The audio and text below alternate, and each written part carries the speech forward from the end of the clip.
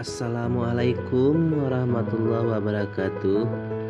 Hari ini hari Sabtu tanggal 12 Januari 2019, kita meredikan buah stroberi brastagi ya, yang manis dan empuk.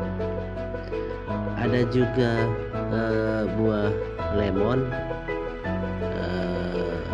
untuk diet, untuk detail.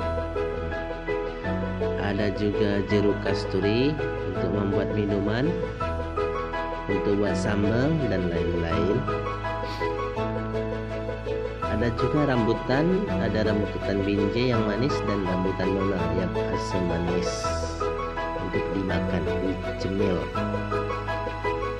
Ada juga jambu madu ya, yang sangat enak, banyak airnya, manis dan lezat sekali.